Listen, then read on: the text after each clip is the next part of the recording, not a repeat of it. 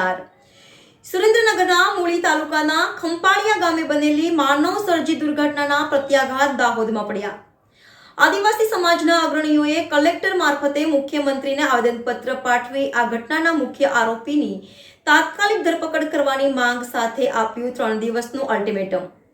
ધરપકડમાં વિલંબ થશે તો વિધાનસભાના ફ્લોર પરથી આદિવાસી ધારાસભ્યો ન્યાયની માંગણી કરશે અને સામાજિક આગેવાનો કલેક્ટર કચેરી પર ધરણા પ્રદર્શન કરશે। Bureau chief Solanki Rajubhai, NN news, Surendranagar.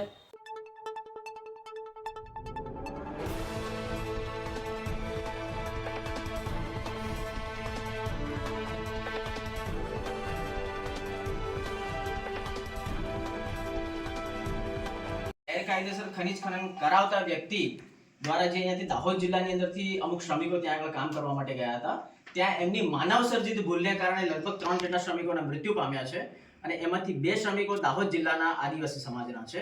તો આ જે ગેરકાયદેસર ખનન કરાવનાર મુખ્ય જે આરોપી છે, આ આરોપી દ્વારા આ ઘટના બન્યા બાદ આ જેટલા પણ શ્રમિકો છે એમને દવાખાને લઈ જવાના બદલે અલગ અલગ ગાડીઓમાં ભરી 2 લાશો અને 3 જેટલા ગંભીર ઘવાયેલા વ્યક્તિઓને જંગલમાં લઈ જઈને એક નાની અમથી એમ્બ્યુલન્સની અંદર મારફતે ધાક ધમકી આપીને લોકોના મોબાઈલ લઈ અને કે કોઈને પણ જાણ કરશો તો તમને મારી નાખીશું ધમકી આપીને અહીંયા રવાના કરી દેવામાં આવ્યા છે। ત્યારબાદ સમાજના આગેવાનો દ્વારા રજૂઆત કરતા ત્યાં ફરિયાદ તો દાખલ થઈ છે, પણ જે મુખ્ય આરોપી છે, મુખ્ય આરોપી રાજકીય વગ ધરાવે છે અને આ રાજકીય વગ ધરાવવાને કારણે તેમની આજે સુધી ધરપકડ કરવામાં નથી આવી અને આ આરોપીઓ ત્યાંથી અહીંયા એમના અલગ અલગ કોન્ટેક્ટો મારફતે સમાધાન કરાવવા માટે ધાક ધમકી અને દબાણો આપી રહ્યા છે। તો તાત્કાલિક ધોરણે આ મુખ્ય આરોપીની ધરપકડ થાય એવી અમારી માંગ છે।